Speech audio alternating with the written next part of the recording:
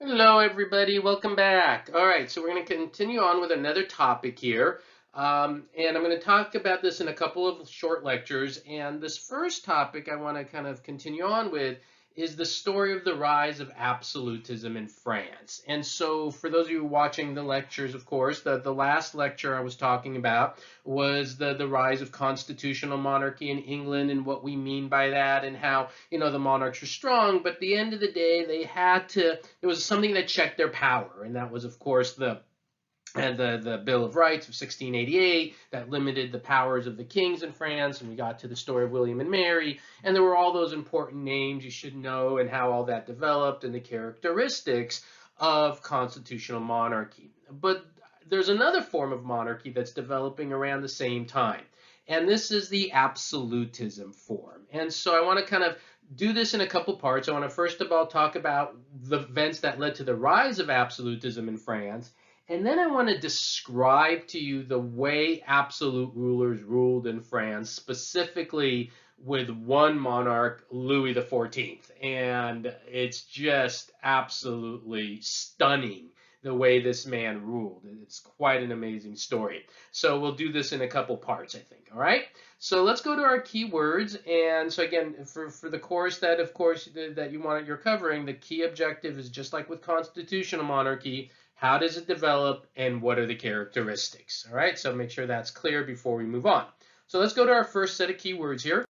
All right, so let's look at the keywords and what I want you to know about absolutism in terms of the rise of absolutism. And, just the word itself obviously is an indication of there's going to be kind of nothing to check the power of an absolute monarch. And I want to start with just kind of this first term here. Again, you want to know the words and what I say about him. Manny Bousseau, and it's a primary source I have from 1679. And there's no exact date of when absolutism is in France, right? It's not like 1688, you have the Bill of Rights in England and all that. It's a process, but definitely by the time we get to 1700, you're going to see pure absolutism in France. So this man it writes a source called Politics and Scripture in 1679. Just want to read a couple excerpts from it just to give you a feel. I'm going to go into more detail later on what a pure absolutism ruler really did and behaved like. But I just want to give you a feel of it before we get started on how absolutism actually came about, so you have an idea of where we're going.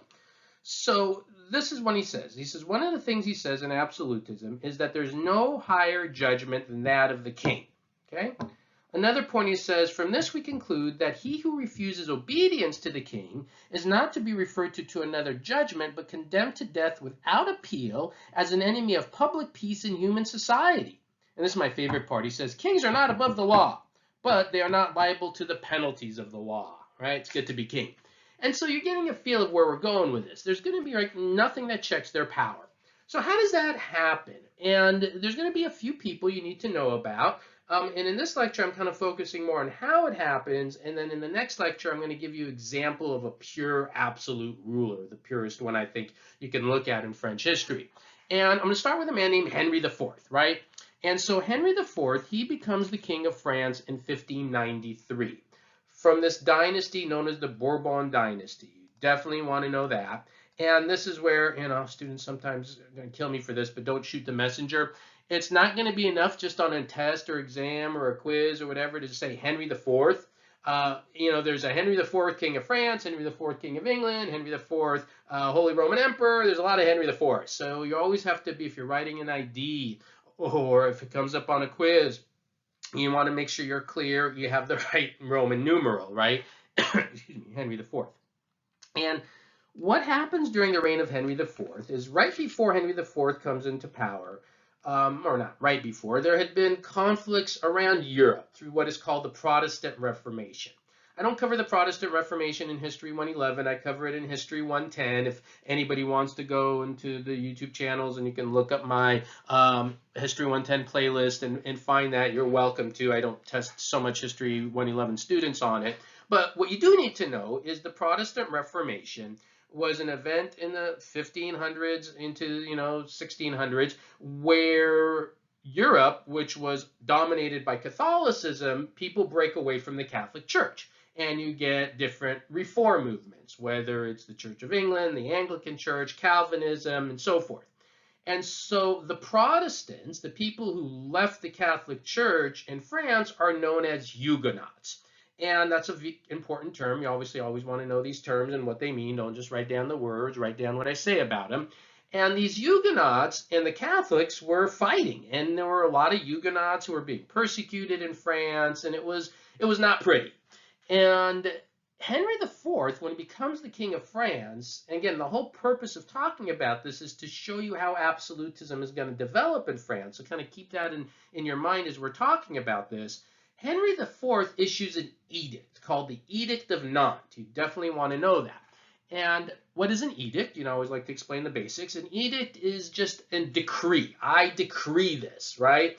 And he does this pretty much unilaterally. And he says, I'm issuing this Edict of Nantes, which basically is an edict of religious toleration for Huguenots in France. And he says, you know, if you want to practice the Huguenot faith of Christianity, no problem. You won't be persecuted. Have a nice day. And, you know, a lot of people appreciate that, obviously. And it helps to kind of calm some of the conflicts and so forth. I don't want to say all the conflicts disappear overnight or anything like that, but it helps.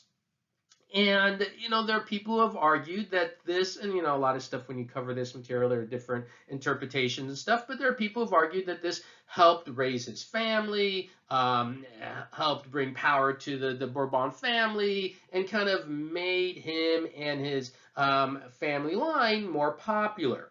Ironically, he will be killed, Henry IV, in 1610, but despite that, he had seemed to bring some stability to France by issuing the Edict of Nantes. Now, that's not enough to make France this pure absolute ruler. What we're going to see is in 1610, Henry IV is gone, right? He's dead. He's going to be replaced by his son. And starting with his son, and this is where we're going to get into a lot of Louis. So when you talk about anything French history, lots of Louis.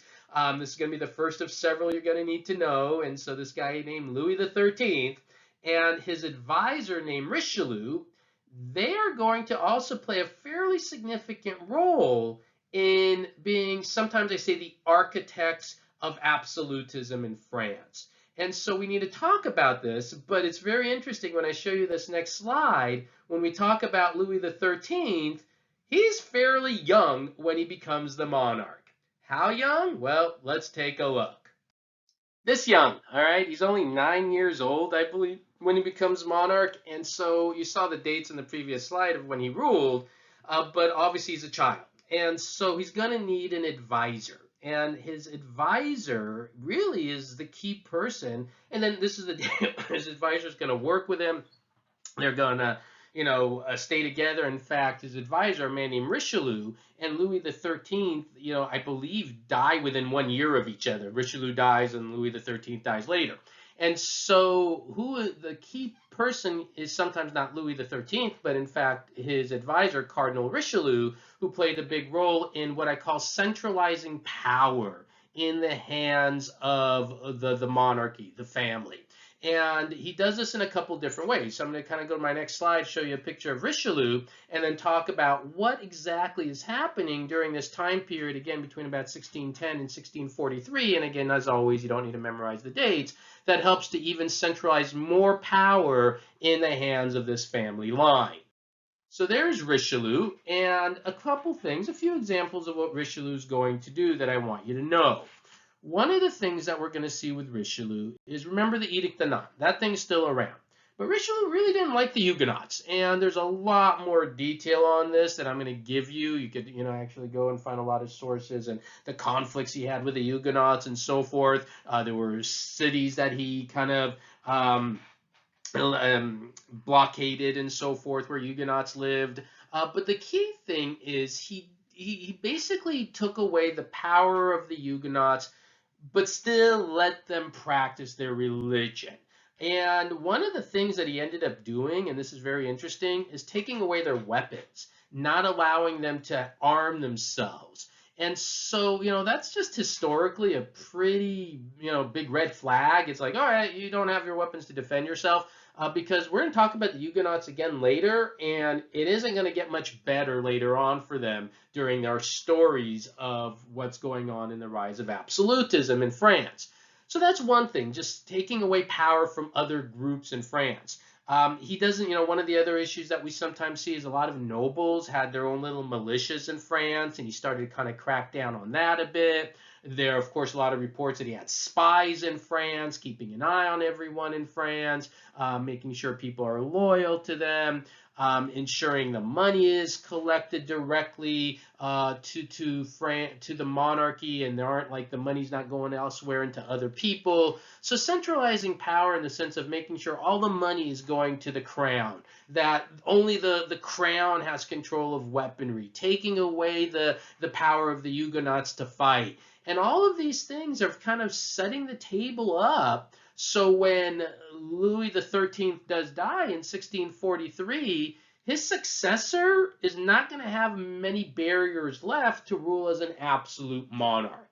And so that's going to be our next story, the kind of final event that leads to this pure absolutism. And it's a great story that you're going to see when we talk about the successor of Louis XIII, the very famous Louis XIV, right? And we're going to cover that in our next topic.